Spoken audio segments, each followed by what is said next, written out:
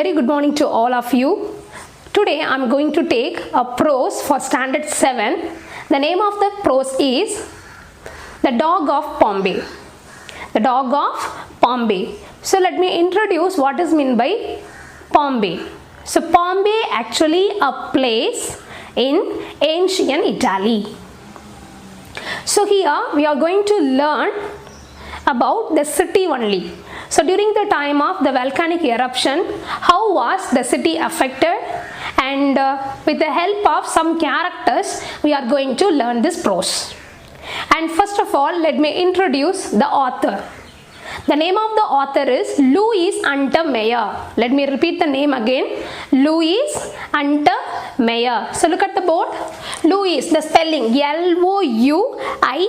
Louis Untermeyer. U-N-T-E-R-M-E-Y-E-R. Untermeyer. And his period from the year 1885 to 1977. So look at the period 1885 to 1977. So this is about the period of Louis Untermeyer. And I want to tell about him. And he is an American poet, and he is a critic and editor and an anthologist. So anthology means a collection of poems or short story. A person who compiles many poems into one, so he is known as the anthologist. Louis Untermeyer, he was the 14th consultant of poetry in Library of Congress. So Library of Congress, which is in Washington DC, and this is the National Library of USA. He has written and edited many books. He and his wife both have written books and published those books under the column The Golden Treasury of Children Literature.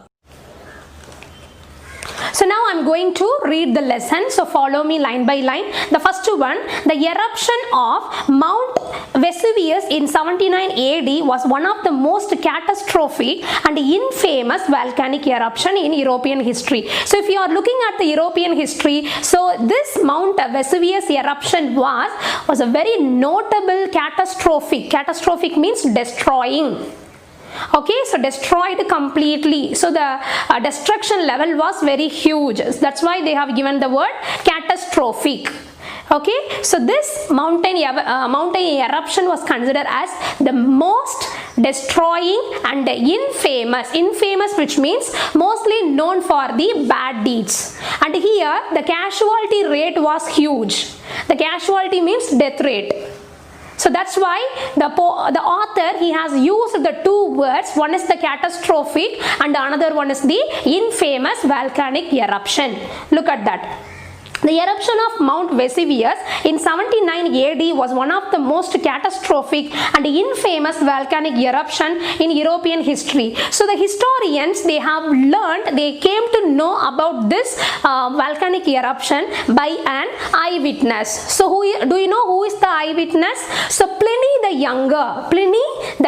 So Pliny, P-L-I-N-Y. Pliny the Younger, he was an administrator as well as a poet.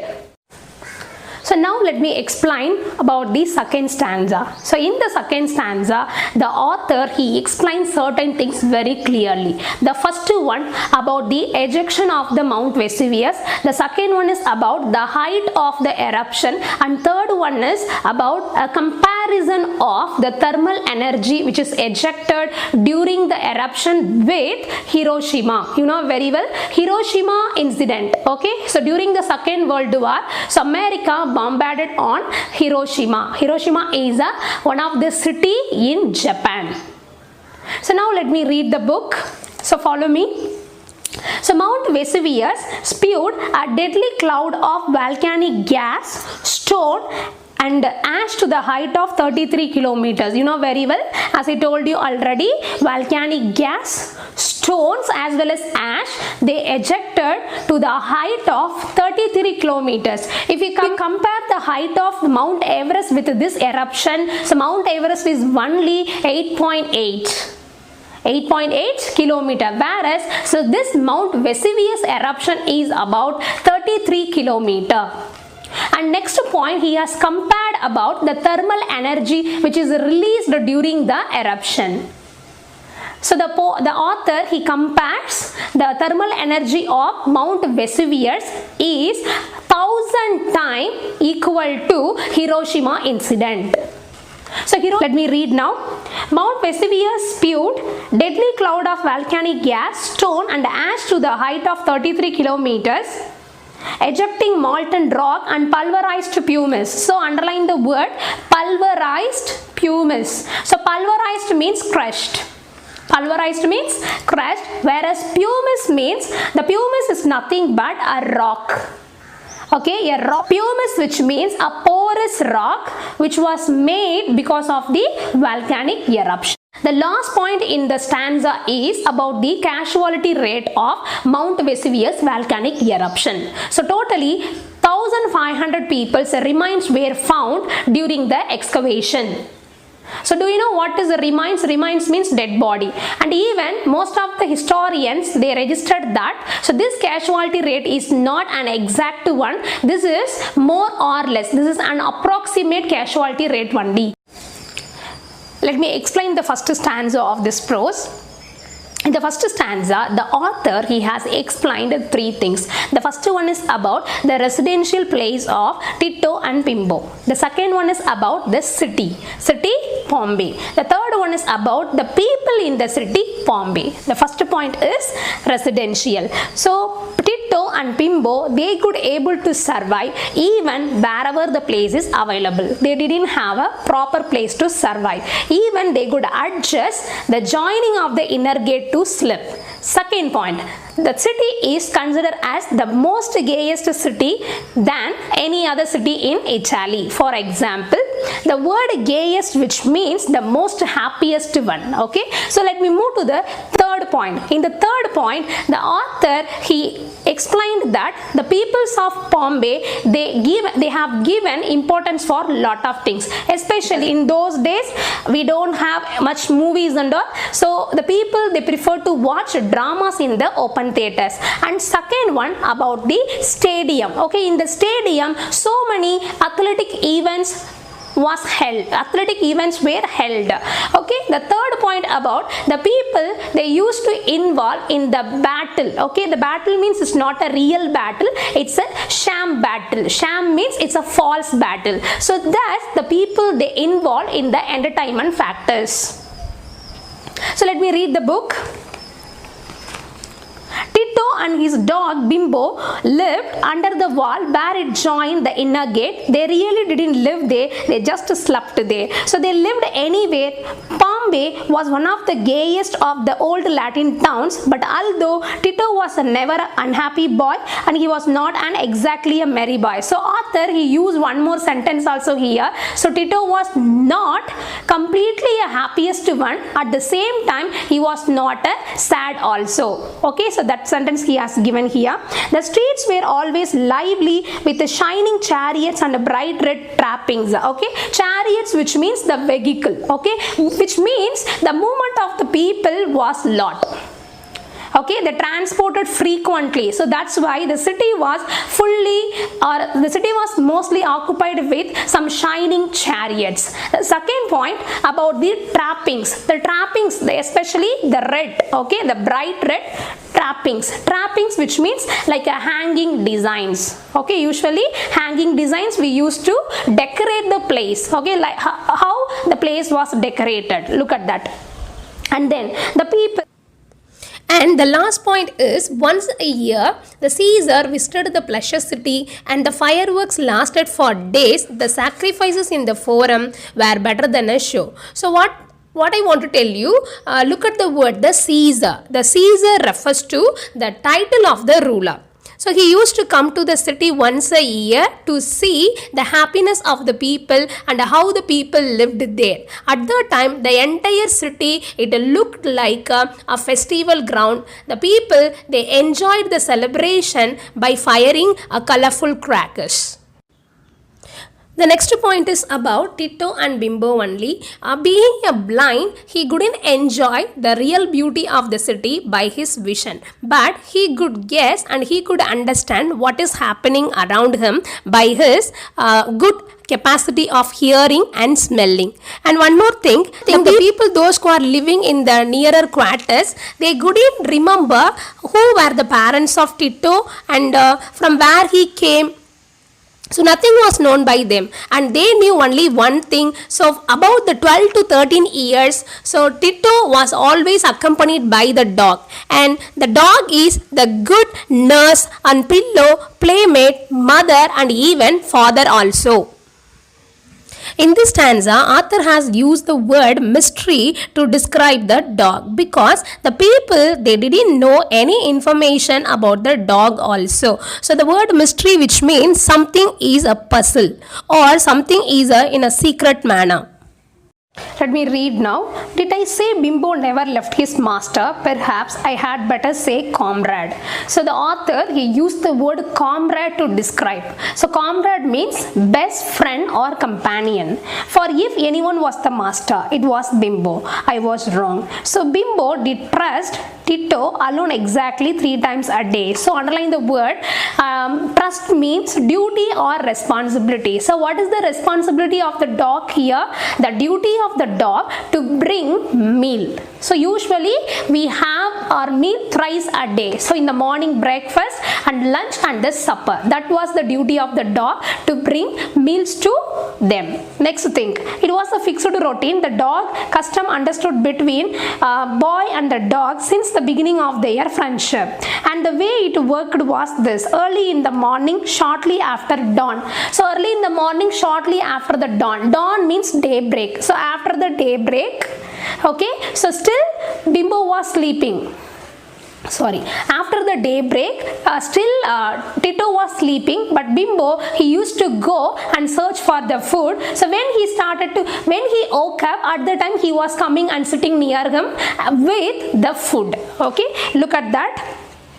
Shortly after the dawn, while Tito was still dreaming, Bimbo would disappear. The reason is, when Tito awoke, Bimbo would be sitting quietly at his side. At his side means near his, okay? So near his side, his ears cocked, his stump of the tail tapping the ground, and the fresh baked bread more like a large round roll at his feet. So he was waiting.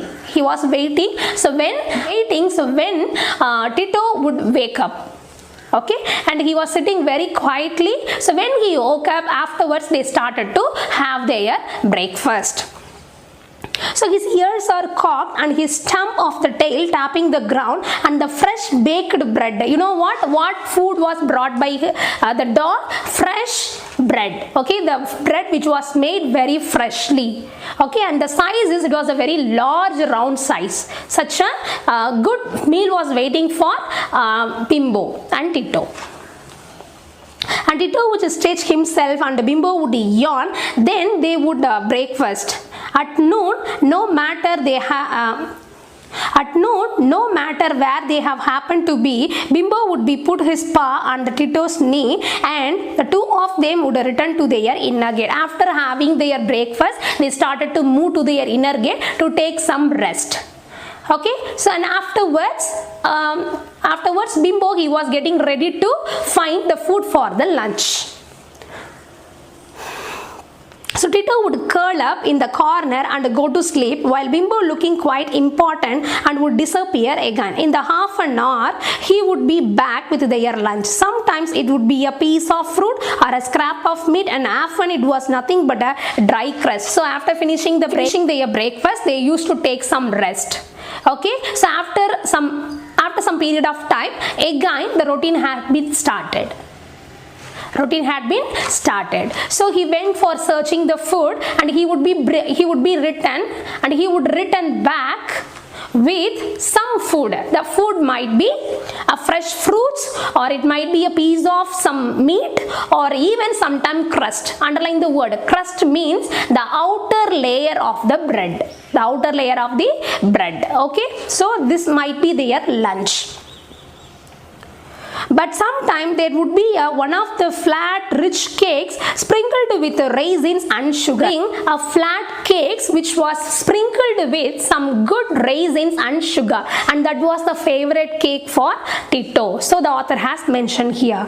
And then, but sometime there would be one of those flat rich cakes and sprinkled with raisins and sugar that Tito liked so much at supper time. So now the breakfast was over, lunch was over, and now the supper time. Supper time, at the same thing happened, although there was a little less of everything, for things were hard to snatch in the evening with the street full of people, and usually they used to take very little amount of food during their supper. The reason is it was too difficult to snatch the food in the evening because the town might be highly populated during the evening time. And one more thing, Tito followed one thing very funny. The thing is, the dog Bimbo, it was very strict that the supper should be very limited, because the too much of supper made a boy to feel drowsy, and it made the dog to be very stodgy. So look at the word,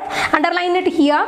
The word stodgy, S-T-O-D-G-Y. Stodgy means stout or fatty. Stout or fatty. The spelling is S-T-O-D-G-Y, stodgy. So now let me read the lesson. But sometime there would be one of those flat rich cakes sprinkled with raisins. You know very well that the grapes, raisins, which means dry. It's one of the dry fruit. Dried grapes is known as the raisins, and sugar. Okay, so that the Tito liked so much. At supper time the same thing happened, although there was a little less of everything, for things were hard to snatch.